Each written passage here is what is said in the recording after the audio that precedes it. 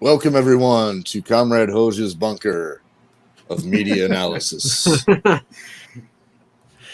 I am sitting here without power, but all is well because we have ourselves a guest for the first time in a while. It really has been a while. Yeah. It's been at least 6 months at this point. It's been a minute. So, for those who watch us or know us with any particular regularity, Evan needs no introduction from Left of the Projector podcast, but here's the intro anyway. Yes. So everyone, you can find me on Leftoftheprojectorpod.com. Basically, I have a podcast on film discussion from a leftist or Marxist-Leninist, in my case, perspective. You know, we talk about all kinds of movies. We'll be talking about Dune 2 pretty soon. I know we were briefly talking about that in our little before we came on, but I guess since you guys are talking about media literacy, I appreciate you having me on to the show. It's glad to be here and talk about not just I think a lot of times people think of media literacy as like how conservatives and liberals get movies wrong. Like that's how I often think of it, but I think it goes beyond that, as most people don't even know how to properly analyze the videos and articles they read on the internet. And they don't even have basic understanding of how to engage with content. They don't know how to verify sources. They don't know where the sources are coming from.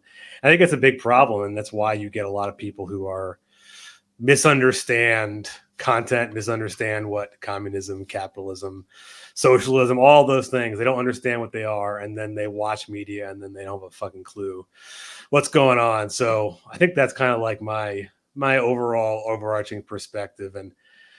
And I watch a lot of movies and I watch a lot of YouTube videos on people analyzing them incorrectly, in my perspective. And it's very funny just to watch absolute train wrecks of people they're so close to getting the movie and then they just like miss the obvious point. And so it's always funny to me.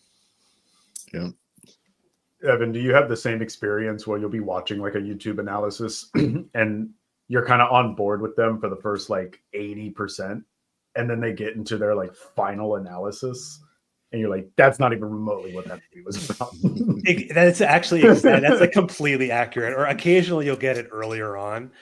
Or there was one. So I don't know if any of you have seen the movie Falling Down. It's with Michael Douglas. Yeah. And I just did an episode on it and I watched it. And someone sent me a 30-minute YouTube video analyzing the movie. And you just like you said, 15 minutes and you're like, this guy really gets it. And then he's like, but this is what the movie really means. And you're like, you didn't get it at all, man. It's like, oh, you're so close. Yeah, like they don't understand like what capitalism is or what these like the contradictions or what material conditions are, and so they miss everything, and it's a shame. Yeah, we can fix that though. That's why we're here.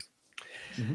It is true. I mean, that's like the original kind of goal, aside from my podcast, just liking movies and liking talking about them, is just to analyze them. Sometimes we put meaning where there isn't, meaning perhaps. Some movies don't mean much, like Zoolander is just Zoolander, I guess you could say. I guess there's some stuff there, but yeah, it's just fun, Oh, I saw someone in the chat saying Jurassic Park. So I have done Jurassic Park. Which is actually a lot to analyze in that. Yeah, I really enjoyed your guys' episode of Jurassic Park. By the way, thank you. Very, that was very excellent. Good, very excellent. Yeah, people don't get that one, and actually, the book is like even more explicitly like anti-capitalist, which is funny considering Michael Crichton isn't really like a leftist; he's just kind of like a liberal, but he did it like he understood the assignment. Right, exactly. I mean, that's kind of the thing, right? Is a lot of times liberals, they can still see the contradictions that exist. They can still be relatively anti-capitalist because they can see the world that we live in. It's just when the idea of how to solve it comes up that they go way off. Like, how do you solve Jurassic Park? Like, it's not going to be through what they were doing. Just pay Nedry. Literally pay Nedry and you'd be fine. Yeah, I mean, well, it's funny. Like you think of that movie, you think of like, there's no regulation, science gone wrong. Yeah. Capitalists thinking they could just bring dinosaurs from millions of years ago into modern society. Yeah. And I think in the book it's even more explicit how the dinosaurs like are not doing well. Like it's No, they're not doing Very well. At well, all. yeah, they're sick and it's all messed up. Yeah, like the beginning of the chapters will have like the data readouts on like the lysine and the population and everything. It's just I love the book. The movies are so great. The movie I won't say much about the sequels, but Yeah. I mean, when's there's something to watch.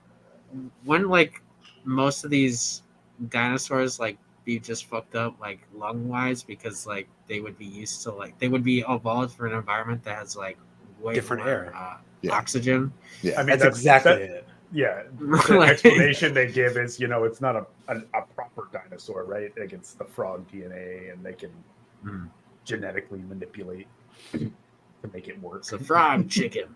It's a Yeah, frog they're- chicken. The They're scientists are Franken- turning the freaking frogs down. Just pay me $10,000 to ride in the truck, okay? yeah, they're Frankensteins basically. Yeah, I mean they kind of are. It's like they and then all the technology they had, they basically stole from other places. Like just corporate espionage is basically like the name of the game for them. Yeah. The corporate espionage was like a tiny subplot in the movie, but it's really big in the books. Yeah, it's funny. Like I Jurassic Park is one movie I don't see people maybe getting as wrong, but this is like completely. This is more like like a nerdy thing that I like. A few months ago, I was reading a bunch of like studies on just like how people consume media, like what sources they're getting it from, and something said that something like 85% of all middle school students couldn't tell the difference between a sponsored article and like an actual news story. Yeah. And like they should be taught this because they can't discern like, you think of like NPR, which is basically just sponsored by the fucking, State Department at this point. And they think that that's news. I thought it was news when I was younger. That makes me think of like the big controversy in I guess 80s and 90s, right? Was separating commercials.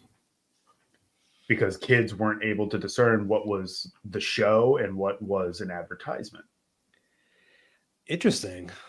That makes sense. And that's why we have TV breaks where there's a clear or like the bumpers, right? That's what there's a clear distinction between this is the show and then this is the ad. And now because of the internet, we don't really have that anymore. You don't get a bumper in between your TikTok slides. Yeah, like you have to really carefully look at the bottom. You're like, is this an ad? And then it'll like very small in the bottom Sponsored. corner. Yeah. Or like on Instagram, if you go through and you're looking at a post from someone you may not even follow, and you'll be watching like this seems like an advertisement, and then it says like brought to you by like 1-800-CONTACTS or some shit. And you're like, oh, okay. Did you guys see the like the old Chilean commercial? Yeah, I was just about to bring that one up. Where it's Star Wars and it's like Yeah. No, that was like the TV version in Chile that aired. That was their version. Like they cut. It's actually pretty brilliant. They cut the commercials into the film. Like when Obi-Wan goes to show Luke Anakin's saber, he doesn't pull out a lightsaber. He pulls out a cerveza. They do a little jingle, and then it goes back into the next scene. And like that was how they displayed the movie in the 90s when Chile finally got a broadcast version of Star Wars. It's so wild. It reminds me of I think what you're saying is about like in the 50s when you would have a commercial, or 60s, they'd be like, oh, like it would almost look, they just like hold up a beer or like a cigarettes, and it would seem like you're still in the show. So I can understand why people were. I distinctly remember a Flintstones commercial where it was just Fred and Barney smoking cigarettes. Yeah. Oh yeah. Oh yeah, that's why they're they're extinct. They I think it was around 80s, early 90s when the government was like, "Hey, you gotta make a distinction between the two." Yeah, and it was a big thing when I was a younger guy. That Joe Camel had to go. I remember that was a big controversy in all of the old cranky conservatives at the time were like, Joe Camel's an institution. And I remember anybody who likes Norm Macdonald, who could be a cranky conservative at times himself, but he always had the best wit about anything. And I remember him on I think either Bill Maher or Dennis Miller's show when they were talking about Joel Camel going. He's like saying something about how I don't object to him being marketed to kids. I object to him and look at his nose. He looks like a cock. That's offensive to me. Well, have any of you seen the Truman Show? Or remember the Jim Carrey movie? Oh yeah. Yeah. Like that movie is it's like thinking about like commercials because it's a reality television which he doesn't know he's in, Yeah. but the actors or the actors in it are just like being like Ovaltine, buy Ovaltine, like while they're going because they can't break character, and it's really funny when when he's figuring out that he's not. Like he's on a show of some He's kind. on a show. He's like, who are you talking to? Like, giving these talking to advertisements. nobody, sweetie. I'm just talking about the wonderful brand right here. Basically, yeah. It's like she's holding it up, oh, this is where I get my coffee from, like straight from Colombia or whatever it was. Yeah. Oh yeah. Yeah, that's another but yeah, I don't know, and it actually had me thinking about this a lot with like the TikTok ban, which I guess it kind of like plays into this a little bit, is that they're worried about basically young people seeing things straight from the source. Like that's part of the whole thing is most people, like they turn on CNN, they're just getting corporate bullshit news. Whereas if you watch TikTok, you could get videos from Gaza or videos from the Israelis, like publicizing their war crimes. Like that's primary source, live information. And if you don't have those kinds of things, you're not going to have those kind of sources. And so, things like TikTok are important. Yeah. Well, I mean, there was like I can't find the recording right now because it would take me too long. But there was like a video of so like the settlers that are currently blocking the aid trucks right now. Every time they hear a bomb, they cheer. Like, yeah! Mm-hmm. And, you wouldn't see that on CNN. And you wouldn't see on CNN that, like, there was, what is it? There's a real estate company that was like, had drawn up plans to, like, set up, like, beachfront houses in Gaza. Yeah. You know what I mean?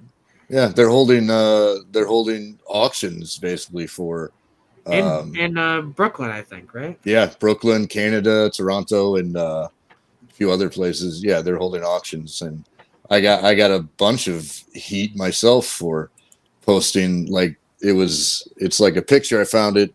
Someone shared it on like some place.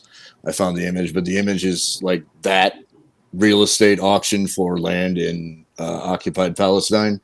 And it's juxtaposed with a poster from the early 1900s that says Indian land up for sale. And it's basically, it's the same thing. It's the exact same thing. It's the same thing, only, in different part of the world. Same goddamn thing.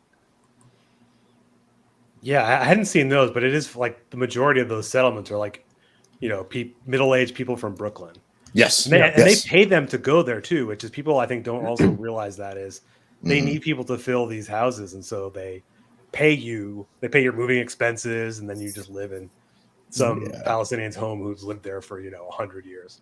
And then you post all your beliefs and the things that you are doing. Extreme beef.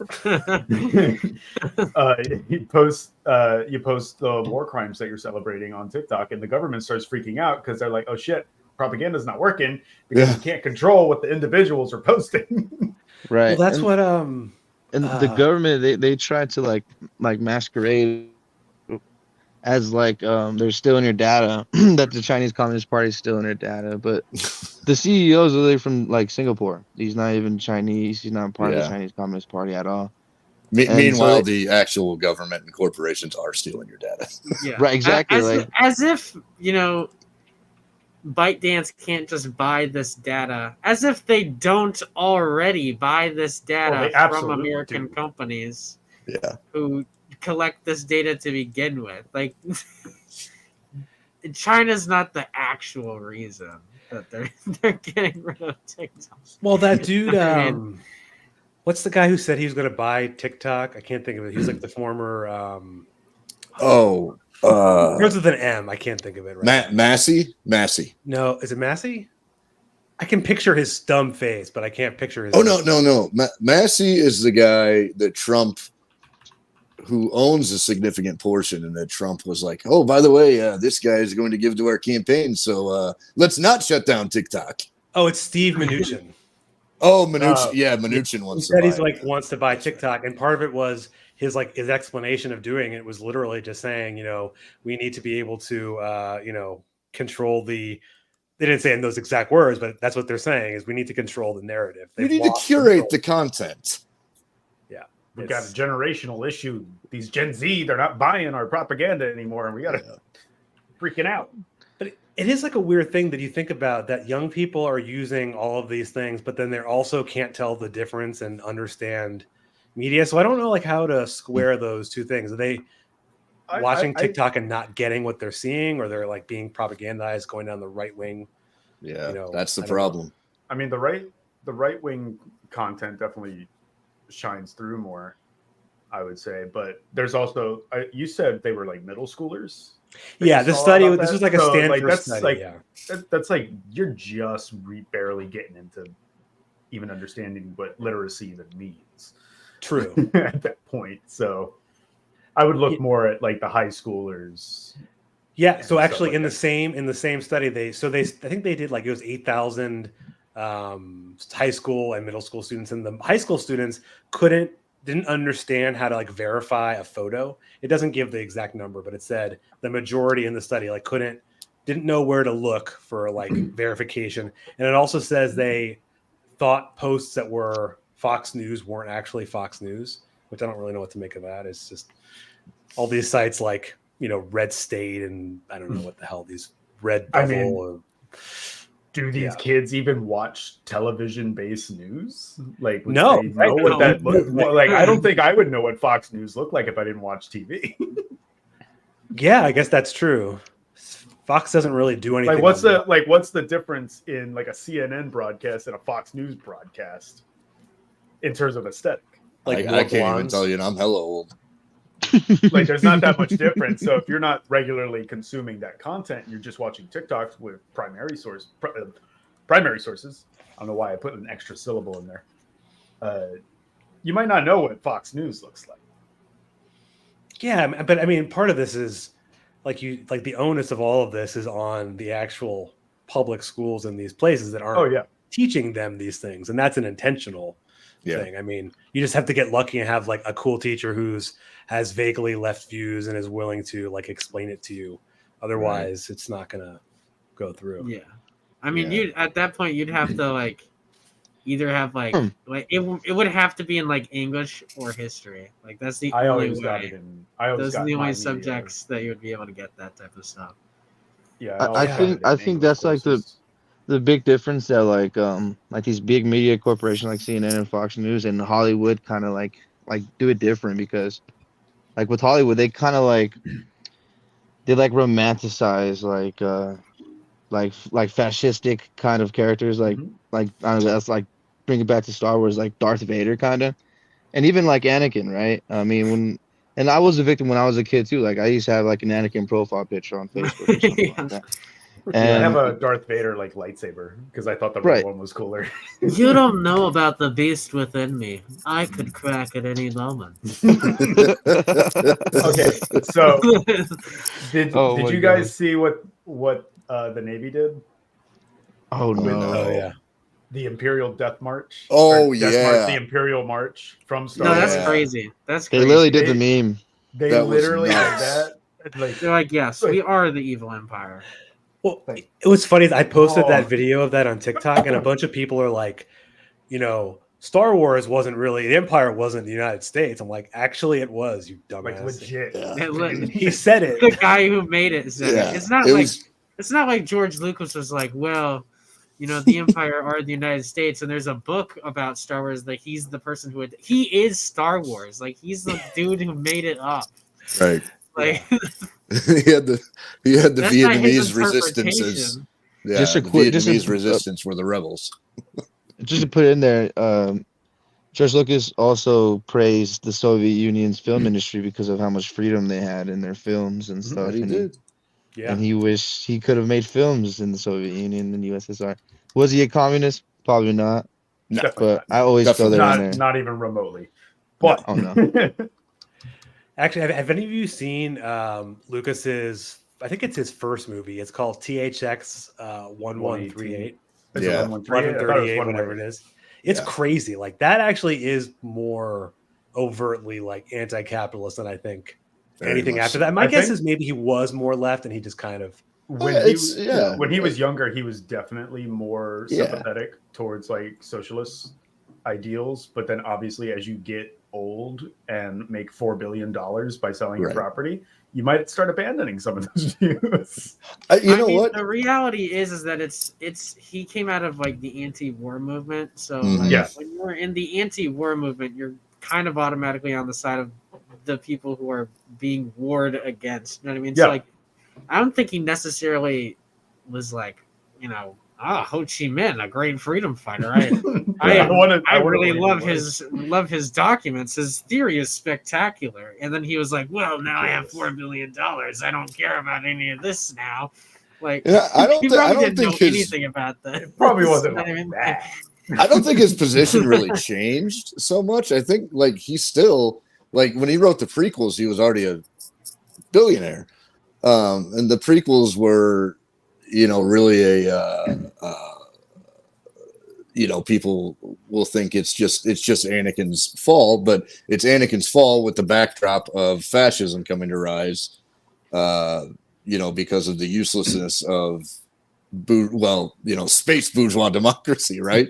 pretty much. Yeah. So I don't think his analysis ever changed. It's just that he's, now a billionaire instead of a rogue student filmmaker. So Yeah, I think he's still probably. I mean, you look at the prequels, and it's literally a lowly senator stages a false flag attack Yeah. on Naboo using a group of people who are basically like ethnic minorities within this republic. Mhm. And then stages a civil war between the two forces, so he can ascend to power. Like it's a little more literally based him, than like it being like seems. George Yeah. Bush. You know what I mean? I would have loved to have seen if he had kept the franchise and he had been the one to make like the trilogy, like the post whatever you want to call. I don't know how the most recent 3 movies episodes. The stuff we're doing now. Yeah, is it would what have I been call interesting it. to see what he would have thought of doing, because I don't think it would have been what they did, of course. No, God, no. It would have been way different. It would have been way more out there because he's more of a visionary than that's the thing. Like he wanted to get control of his IP and everything so he could do the kind of movies he wanted to do, not necessarily what would sell. Although he would like to continue to make money, but Disney just simply wants to make Money. the profit every time. Yeah. So they're going to just make cookie cutter movies, which is what they do. Yeah.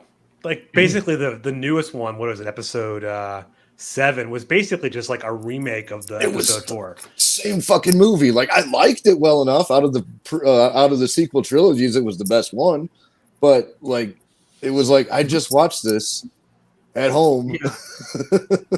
Yeah. You don't understand, Same Larry. fucking movie. It rhymes. It rhymes. Yeah, it sure did. Well, like rhyming beef with beef. Yeah, exactly. So, but anyway, to get to like the heart of the matter of what we're talking about here is why do we have all this media illiteracy among people who analyze films, who analyze media in general? I'll just throw it out there that it's a complete lack of education on what class is, and that's the big major problem that we have. I would also say not only just that, but just a general disdain for politics itself. Like even within movie, like think about how many times you've watched a video where something even remotely, even the whole film can be an allegory, right? But something even remotely political, like a joke gets made. Suddenly the whole movie's ruined for them because they're like, how dare you? Yeah. And they don't think about like what, like with Star Wars, right? We're talking about Star Wars. They don't link it to the Vietnam War. They don't link the prequels, which from my understanding was an allegory for like the Iraq War times. Yeah. And then the latest sequels, which are an allegory for how much money can Disney make in a 3-week period while it's in theaters. Yeah. And how many toys can it sell? And then those aren't as good, but they're significantly less political than the other ones. Yeah. Yeah. But No, they're woke because there was There you women. go. There were women in the lead, and the stormtrooper was a black guy. So, Yeah. whoa. Woke. Hey, black guys don't exist in the Star Wars universe. That's the first ever. But like, There's two. Like, There's Lando but- and then there's Mace. Everybody yeah, I else was about to is say not Mace canon. Windu's like, And Mace has a purple lightsaber. It's crazy. Right. Even You know though, why? even though he did literally ask for it, he was like, He "I literally want a said, purple I'm lightsaber." getting a purple lightsaber. They're like, Yeah. okay. he's literally just like, that's in my contract. If I don't get the purple lightsaber, I'm literally not showing up. Okay. He's like, "You can sue me." So another thing with like the portrayal of stuff like that and the portrayal of like fascism in general is general aesthetic. Like Marta, you said you had an Anakin profile picture because you thought, I'm guessing you thought Anakin was the shit. Yeah. And Yeah. Besides the children's lane, I you know, like, even then, I was just like, I was young, you know, like, it's edgy. I was like, fuck it. You know what I mean? He's literally Anakin. me. but He's literally everything me, else- guys. The demons are coming all over me. That's great. But those aesthetics make it difficult, especially if someone doesn't have media literacy, to know that it's like satirizing or saying, hey, this is not good. Mhm. They take on that aesthetic, and we see it today with like super, like it's in the chat right now, super popular game right now, Helldivers. Mhm. And Mhm. people just, or like Starship Troopers or any of that stuff, and people just straight up not getting the point. Well, some would Yeah. even go as far as saying, like, I've seen some comments saying, yeah, it's just communism. Like, are you kidding me right now? This is communism. Like Starship Oh. Troopers is communism. It's like communist. I'm like, that's crazy to me. Oh, But, like, Man, it's democracy. I remember when the movie Parasite came out, which is very clearly a anti-capitalism type movie. I remember some girl on TikTok being on there and just straight face was like, so people keep saying this movie is against, it is about how capitalism is bad, but really it's about how communism is bad. And then she went on like this spiel and like none of it made sense. Mm. It's man, like I don't know if any of you are on Twitter at all, but recently there was like a big discourse again over Starship Troopers, and someone posted some like thread about it just being completely, you know, the opposite of what it actually means. And they're like, people are like, actually, the director Paul Verhoeven said it was not this, and he's like, no, he couldn't be right. He couldn't be. Yeah. Well, I He think didn't know what he Morte, was doing. we talked about this on my podcast, you and I. Yeah, the director others. was like a staunch anti-fascist. I believe he was from Poland or something like that. No, he's from He's from the Netherlands, but Netherlands. Okay, Netherlands, never mind. yeah. But he But also yeah. like he's RoboCop. Like if you'd see that's a pure anti-capitalist movie. Oh, yeah, I you can see forgot got what the RoboCop director poster said, there. but it was something along the lines of like, I'm gonna make this the most like ridiculous, like over the top showing of what fascism is, that anybody who doesn't understand it is going to annoy the shit out of everybody else. Like Yeah. that's basically what he said, like something like that. That's Obviously That's not really the how case. I Helldivers mean, fans now. I was like, look at the Helldivers fans. They're all just like, we're doing this for democracy. Or like, Yeah. they're not understanding. Like I saw a complaint where someone was like, the only thing that sucks about this game, right, is I can't customize my character. I can't name my character. Like I can't do any of this stuff. It's like I just drop down and then I die and then like I come back. And it's like, but that's not the same person. That's a new person that's coming back. You are going into the meat grinder. Like that's quite literally the point. Yeah. And, Yeah, I think this comes from like the fundamental fact that these people don't know what capitalism means. Like I saw there is this. I just also did Snowpiercer, and which I think is like couldn't possibly be more obvious in like the message. Yeah. And there's this article on Red State where some like doofus is like, this actually is promoting capitalism, that communism is bad. And you read through his argument, and the reason he comes to that conclusion is because he doesn't know what these words are. Yeah. He thinks that we live in like communism now in America. And if you think that, then obviously you think that's bad. Well, obviously, Biden is a socialist, guys. You guys is here. Okay. Chairman He's full-blown Biden. communist. Chairman Brandon. Big if true. Yeah. But yeah, it's crazy. These there's another. I'm not like a big gamer, but there's another game that's very like the people have been playing. That I actually did briefly try and play it, where it's like it is like distinctly socialist in like the plot, but I can't think of what it's called now. Disco Elysium. Yes, that's it. Okay. That's what it's like the only game that is like literally like it's talking about like the failure of a socialist revolution and like, you know, people picking up the pieces, I guess. You know what I mean? I'm trying to start again. Yeah. I mean, it follows basically like, and I don't think it's that popular of a game, and it's been out for a long time. I don't think me spoiling this is going to really like dissuade the 4 people watching from playing it.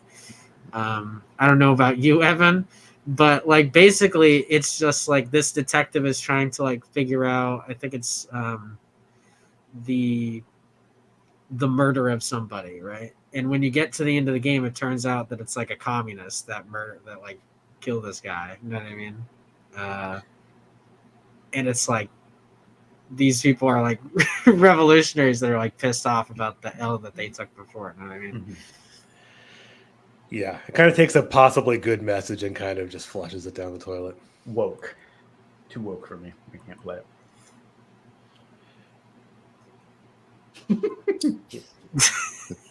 all video games are too woke. That's why I don't play It's them. too woke. That's Movies I are haven't pretty played woke. video games. I don't play them. They're woke. Most movies mean- are pretty woke, even though they have a direct line to the Department of Defense, but we'll Yeah. ignore that. Exactly. I play. Well, one of the like biggest games that the United States uses is literally Call of Duty. I mean, even though they're, you know, a lot of people aren't really joining the military. A lot of them just go to play Call of Duty. But that's one way they're kind of recruiting. I'm pretty sure they have like a say, or they help with like the development of these games. And like Yeah. I'm pretty sure they have games similar in like, you know, when you're doing your training or something like that for like the Navy or something. Call of Duty is specifically designed as a recruitment tool, and a lot of ways that the government. One of the ways that the government will do it, they do it to Hollywood and they do it to video game companies, is they'll be like, oh, if you want to use like our likeness, it has to be objectively pro-US, pro-empire. Mhm. I If mean, in you're- the first, if you're gonna like, like really be against it, you pretty much have to go the sci-fi route because they're not going to let you put an M16 in the game. right. I mean, Well- during the first Black Ops, there's a campaign mission where you literally have to go and try assassinate Castro, and you Mm-hmm. quote unquote failed. actually succeed, but Yeah. you know, in real life think- they don't never you fail? really. I think you fell. I forget. There's like Yeah, two you different fail. scenarios.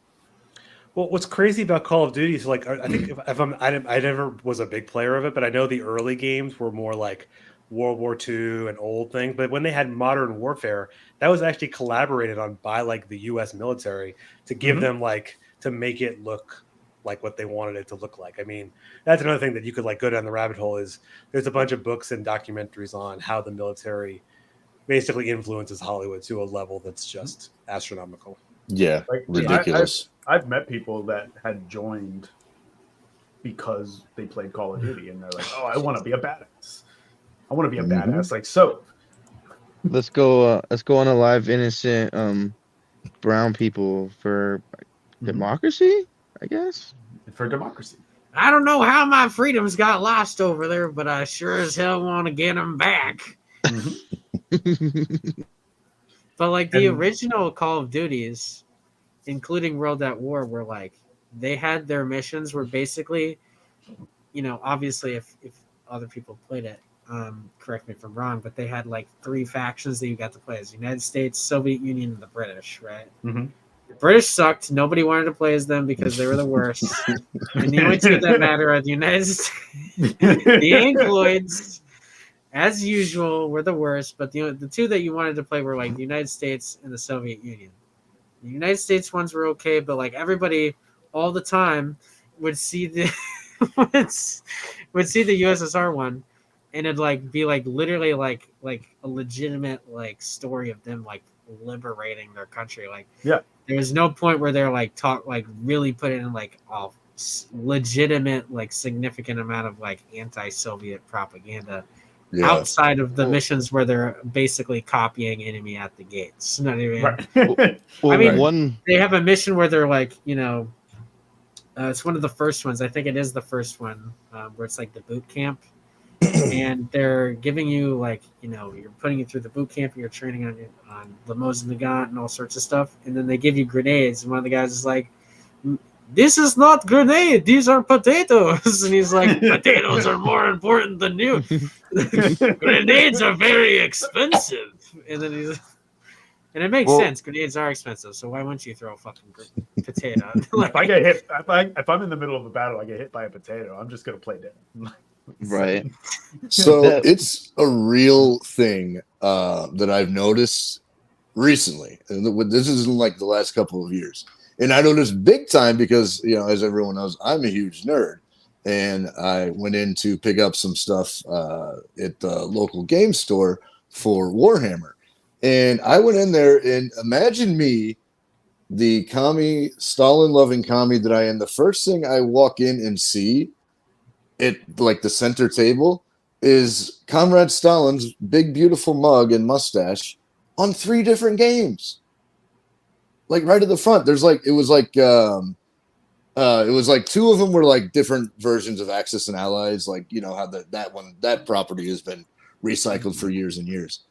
But one of them was called, I've never seen it before. I think it was called Soviet Dawn. And it's like a game that's like you're fighting a board game where you're fighting in the Russian Revolution. And I'm like, this, you're like, okay, this is crazy. Like, was it cool though?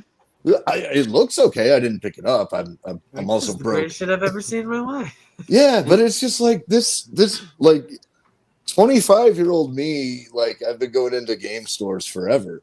Would never expect to see Stalin's beautiful face plastered all over games right as soon as I walk in front of the store. So there is like a real Soviet nostalgia out there that's being monetized clearly. Oh man, this game actually looks pretty cool, and it actually has good ratings. It says you're literally fighting the different fronts of the war in Moscow between like the Reds and the Whites. Yeah, it looked cool. Like I wanted to get it, but I'm also broke, so I had to get my little Warhammer and then just go on home. I mean, there was also that other game, Victoria 3, where communism ended up being the best. It was overpowered. Yeah, it was overpowered, and people were had to nerf it. What? This doesn't make sense. Oh, when the new update comes out, I'll probably do like a dedicated like series on the channel for it because I play that game all the time. And like low key, it's like one of the ways that is easiest for me to like explain economics to normies is just be like, I'm gonna play this game, watch me play the fucking game. There was this one game, I don't know if anybody heard about it. It was called Freedom Fighters. It was on the PS2. It was like Red Dawn, but for like for video games. It was like the Soviet Union invades New York, and I do. I know exactly what you're talking about. Yep. I used to love that game as a kid, and there was this feature on the multiplayer where you could fight like against another player like with a remote. And when I was a kid, I used to choose Americans, but me and my brother, we played it like a few months back, and obviously I chose the Soviet Union. Now my brother just laughed about it because we'd always make a big deal about it when we were kids. But yeah, that's like one way they did it too, is they'd be like, they make it so like they're gonna fucking invade us or something, like Wrecking Red Dawn. Yeah. It's absolutely crazy. They did it I can't remember what the game is called, but literally the premise the premise of the game that I'm thinking of is basically that North and South Korea democratically decide to unite, and then they go, well, now that we've unified, we certainly have no economic problems that we need to attend to. So naturally, we need to invade the United States. And the whole thing is about you, Big if true. like you driving to work one day in your Ford pickup truck. And then the Koreans come down from the skies, and you gotta pick up your arms and defend your nation. Fuck. I know a game. And there's two of these games. Yeah, I'm trying to think of the name. I don't remember. I can't remember. They're not great. I know I've played them. They're not great. I liked them, but I didn't know that there was a whole game about basically being like the communist Koreans are invading. It's like not only the communist Koreans coming through and invading the United States, but I remember the big controversy with that game was they had spent so much of the budget to get real brands in the game. So like you're fighting at an actual Burger King, not like so they could like, this is what it would really be like if the Koreans invaded. This is communism coming for us. Don't let it happen. Big if true. Have you ever played like the Civilization games? Oh yeah. Yeah. Yeah, I mean that's one game that I still like to play, and you know you can choose whether your government's going to be communist at some point. And actually, they don't like stack it very well, but they don't necessarily want you to play it that way. But I always do anyway if I get there. I'm like, I'm just going to be a communist because fuck your bourgeois civilization. I'm certainly not going to be a damn fascist. Yeah. Oh. But I think you can go I think the communist route, like you're going for scientific discoveries, which is actually like legitimate, and then the democracy is basically goes to fascism. So, it's Imagine that. Accurate. Yeah, when you simulate these systems as a game, they play out exactly how they do in real life. That's how Marx did it. He just sat down with Civ 6. That's what he does. Now to kind of relate it to the topic at hand, we got all these like examples, right? All this stuff we're talking about, and a lot of what we're talking about is like anti-communism propaganda that takes place in games. But the number of people that don't recognize it necessarily as anti-communist propaganda, they just see it as, oh, this is what communism is about. And because of that lack of media literacy, and then the lack of desire in general, and that's to blame on the education system, the lack of this curious desire to actually explore more into what communism actually is. Because that's ultimately what helps you go, oh, this is propaganda. This is absolutely propaganda. And and the anti-fascist propaganda that we get, like Helldivers, they just end up adopting those aesthetics. They think it's cool because they don't recognize it as anti-fascist propaganda, or they incorrectly associate it with communism because the anti-communist propaganda is already taken root. Yeah, whenever reactionaries or liberals describe what they think communism is, they always wind up describing fascism / capitalism. Mm-hmm. It's like one of those things where like it drives me crazy because like it's so good for us to see these like almost satirical takes on fascism, right? Yeah. And a lot of people can also see exactly what it's about.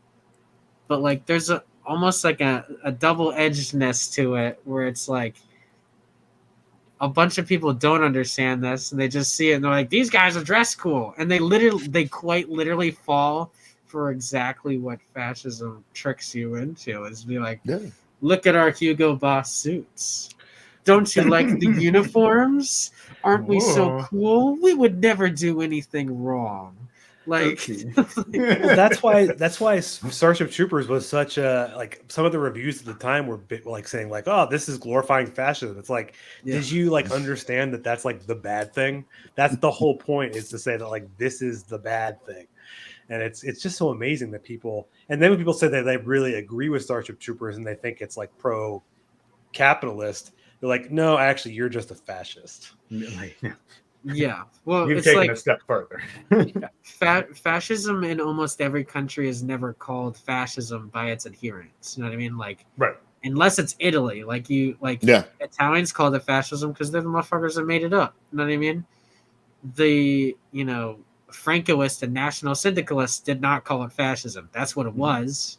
they didn't call it that because like that's fascism isn't like fundamentally like a like a retreat into like national identity to a certain extent, right? Where like you don't want to attribute credit to another nation for the thing that you want to adopt. So they like call it something else. So like obviously in Starship Troopers they're not going to call it fascism, but like that's almost like a little bit of the issue is like nobody's like looking into the camera and being like, this is our fascist state. What you need, like what you need is like one of those Woody Allen openers where he's just and it was hey, you just need like a This big is fascist. pop-up to happen like Right? in the middle. I need you to the understand. middle of the show. I thought that it's You deliberate. understand. It's deliberate too. Like when we talk about this lack of education, like how I said earlier, that there's just a complete lack of class analysis, is because think about, well, for me, a long time ago when we were in school, in primary school education, is the word class ever mentioned other than it being something that you're sitting in? Are you ever told that you're working class? Is that ever mentioned? Never. They talk about all these things like democracy, and they'll talk about the nation and all of these things. They never talk to you about, well, you're working class, so you're going to be working class the rest of your life. Mm-hmm. And the reality is, you And there's a lot more layers to that. You can obviously raise or fall to the levels of petty bourgeoisie and whatever. But they won't even bother to get into that. Yeah. They can't even tell you that you're a worker, like, and it's on purpose. Like the only time I ever heard mention of class in school, I was in an AP history like 2 class, like advanced placement. There's like 13 kids in the class, and they're like, okay, well, I guess we could be a little more honest with these guys. What are they gonna do? They're not going to do anything. Yeah. They're uncool kids. Right. They're really smart, and they're going to want to climb our career success ladder. So they're not going to cause any trouble. It's okay to teach them about class, right? If we teach it to the rabble, this is going to be a fucking problem. They need to understand class so they can exploit. Exactly. Well, they want class consciousness of rich people, not of poor people. Not of poor. Mm-hmm. Yeah, rich people have high class consciousness. Right. Well, in my college, I studied like political science and like international history and international stuff. They never talked about any of that. And people are like, oh, he's going to the woke liberal institution. It's like, no, it was towing the line of democracy, rah good. They didn't even mention communism. Like, you think when you're studying political science, you might want to study all the different things related to it, but no. No, that's for philosophy. Because college is the academy to become not necessarily, you're not going to become bourgeoisie, but you're going to become part of the different people call different things, professional managerial class, whatever you want to call it. The people that the bureaucracy. So the college education is to rise in the managing the affairs of the bourgeoisie. I remember this story from that same teacher that I had in that class, where he was talking about how communism was bad and the Soviet, like how things worked in the Soviet Union. I can't remember the guy's name, but he's like the guy that created the Kalashnikov, right? The AK-47. He made this gun. It's like a great gun, almost perfect gun. Like people use it all over the world. And you know what? He didn't get rich from it. He got like a bonus. And he's like, could you imagine, like if someone did that here, they'd be a billionaire. And that was his, like, this is bad. This guy made the thing and he didn't become a billionaire. Therefore, communism bad. It doesn't reward you. And also, it's highly unlikely that the designer of the assault weapons in the United States actually becomes a billionaire. It's the capitalists that they work for. The capitalists became the billionaire. Yeah, but yeah. I just always thought it was funny. Like that pops in my head every now and again. That was his, like, this is why you don't want communism. If you make gun, you don't get rich. Right. That's. Yeah, they can't let you in on that little secret in college. Like, oh yeah, you're gonna work some middling job, and you're gonna not benefit off of any of your labor. You're gonna just get screwed. Yeah. They told you that people might like consider doing something. Right. So that's again, the reason why there's no media literacy is because it would be outright damaging to the capitalist class to properly educate the masses on media literacy. So we kind of have to figure this shit out ourselves. And what we see, like Cutie, you brought up that video clip, and it's like we see the bourgeois class panicking because the up and coming working class, the Gen Zers, are not buying into their propaganda anymore, and they're panicking because they don't recognize how to do it, and all they can really do is just pump out more content. But the content they're pushing out, the news they're pushing out, isn't working. Yeah. And they're scrambling to try to figure out what to do. And their solution is, well, if we ban the medium that they're getting the content, we can't control because it's not American owned. Then but still run by like people from NATO and shit. It's like there's two actually... NATO heads. The moderators are still like fucking feds. It's crazy. They want it to be even more. Can you imagine what it would be like if it got sold to Mnuchin, whatever? Like, oh my god, my account's gone immediately. I guarantee it. Like I'm gone. I sign on. I'm like, where'd all my friends go? They're like searching for the word like. Did you ever say the word Stalin? Banned. Yeah, I mean, even as it is now, like I've gotten so many videos taken down and strikes received just for having him either in the hashtags or like I got a violation for wishing Stalin happy birthday last year on TikTok. Like fuck. Grain within grain, Stalin. Grain within grain, Stalin. You're way off base. You're way off base, Blade Runner. You get to keep your account. Hey, that's another property I've seen people not understand as being a relatively anti-capitalist movie. Like Cyberpunk's properties in general are dystopian capitalist futures. Yeah. I mean, the original Blade Runner was literally about the potential takeover of Japanese capitalism. Know what I mean? Right. That was a big fear in the 80s. We've talked about that on here before. Or in these spaces. Yeah, that was a big, like, oh, the Japanese are going to become the dominant capitalist. They're going to try and buy New York or something. Like, oh, okay. Could you imagine? Japan buys New York. Well, was it you, Larry, who made a video? I swear I just saw someone talking about how movies in the 80s were all like the fear of like Japanese products, like them making cars, and it was like a laughable thing to people at the time. I didn't make a video on it, but we had a discussion in our group about that phenomenon. Oh, or maybe like something seeped into my brain from somewhere, and I don't know. I might have made a video on it too. I have brain damage, so I forget things. But but like people thinking the idea that they would make Japanese cars was like a joke to people. Like, oh, the Japanese are going to make a car, like sure, and now they've like surpassed everything we've ever done. Yeah, the movie Night Shift with Michael Keaton, where it was like he's like the plant manager and like the Japanese buy into it or something. It's been so long since I watched it, but yeah, it was like, oh my god, they're going to come here and destroy our American way of life. It was like a lateral scare because they obviously weren't red, but it was like they're doing capitalism better than us, which in the 80s, like that was sort of I guess a real fear because they, at one point, I know their GDP like surpassed the Soviet Union, I think for the first time in 89.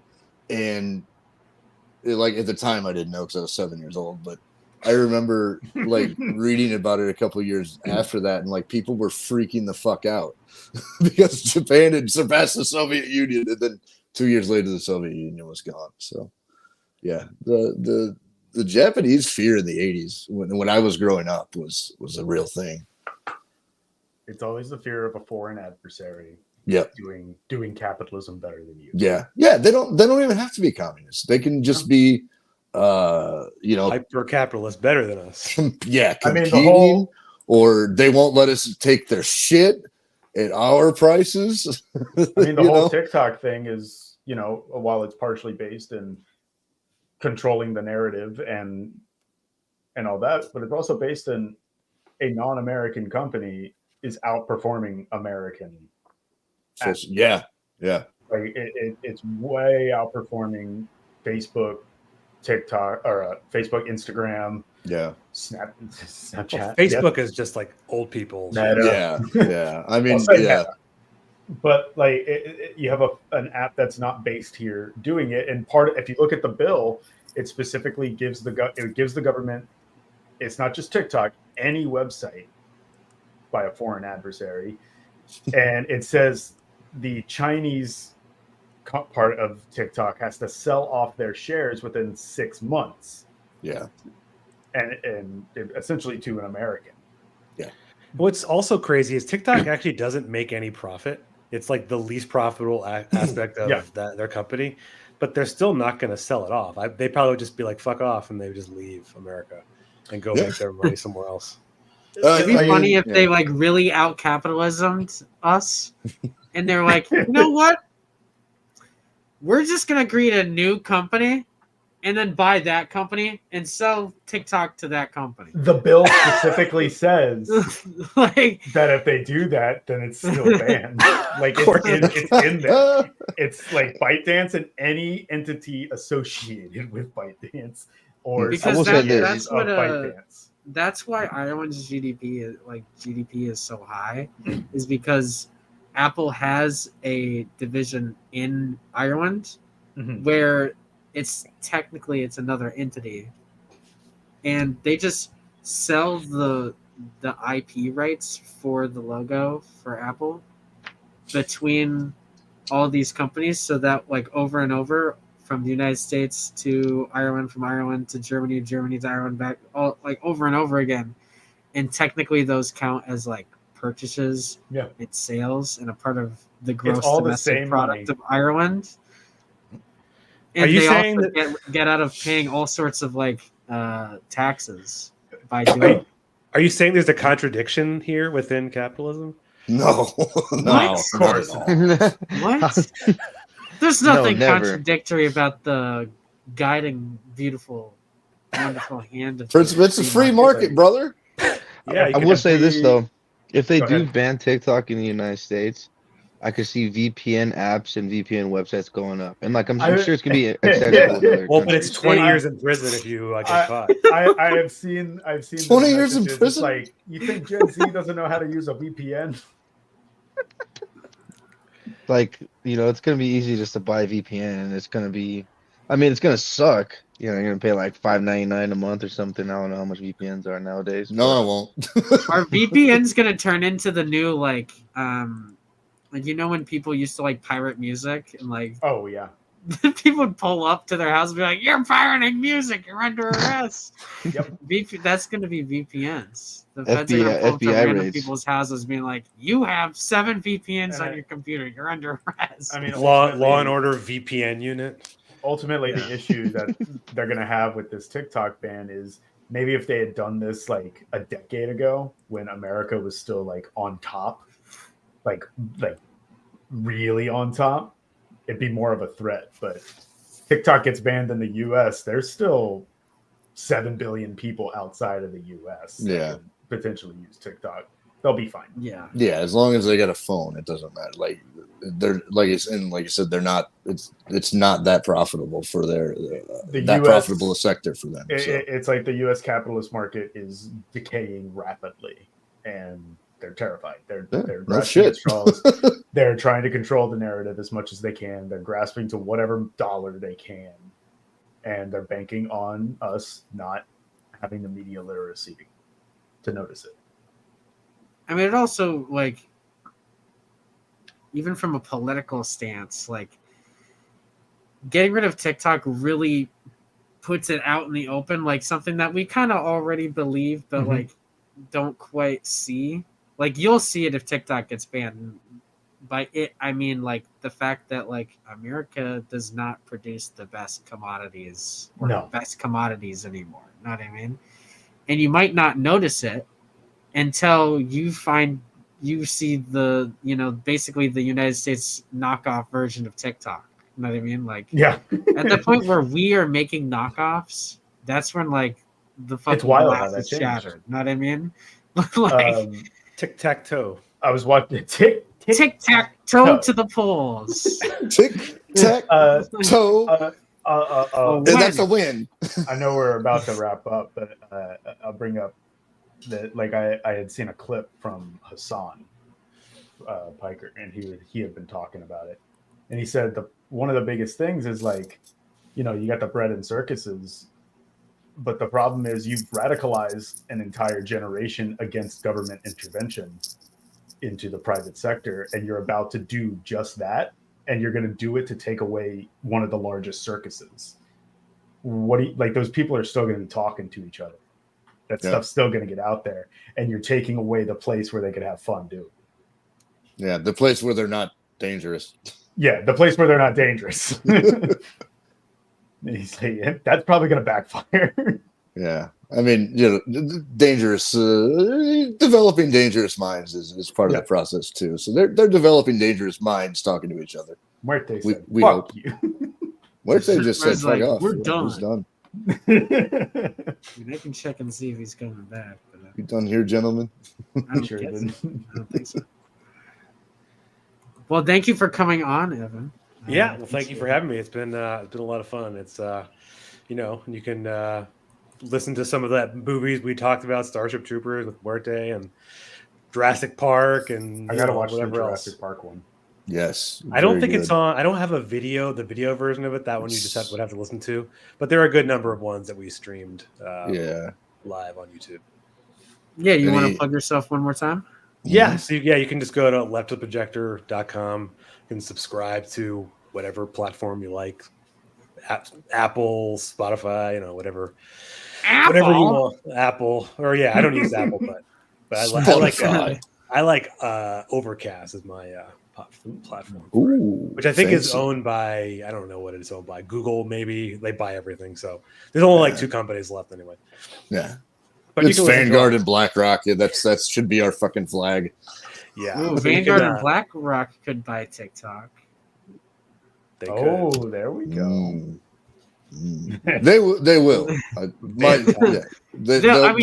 it retroactively through whoever bought it. Yeah, it'll wind up there by hook or by crook. Yeah. At the end of the day, as will we all. Yep. It's fine. Everything's fine. Unless we do something about it, which is what we're yapping about. Redacted. Yeah. We need to. He's back. And actually, since you mentioned Soviet cinemas earlier, I came back. I accidentally did an oopsie, or the FBI kind of like sniped me. You know what I mean? Talking about VPNs and stuff. That's why you need to be in a bunker like me, comrade. They cannot get to me here. Yeah, is it always dark there though? Like kick you out of the box for a second to like get rid of you right as you like turned your head. Evan, what were you saying about Soviet I was just cinema? saying, I was saying if you like Soviet movies, I have one episode already with Rev Left, and we'll be doing once every 3 months. We'll be doing another Tarkovsky film. So finally getting some Soviet cinema in there. So anyone out there who really wants to get some, you know, definitely not what you're used to, but like meaningful movies, you should check out some of the Stalker, you know, those kind of films. Solaris. Some of the best cinema of the 20th century came out of the Soviet Union. Yeah, Absolutely. Come and See. You should check that movie if you haven't seen it. R.I.P. that cow. R.I.P. that cow. Yep. Maybe got shot. Maybe Left Projector featuring Kollectiv sometime in the future. Oh yeah, we should do a film for sure. I think that'd be great. Absolutely. Yeah. I'd be down. Okay. Yeah, I think we're good to wrap it up. I think so too. I agree. again, thank you for coming, Evan. Yeah, thanks for having find me. you at leftoftheprojector.com, right? Yep. And yeah, we'll Got discuss links to offline everything. a movie to discuss amongst us. All right. Yeah. Let's do it. Awesome. See you guys later. Outro playing. Stay Good night. beautiful.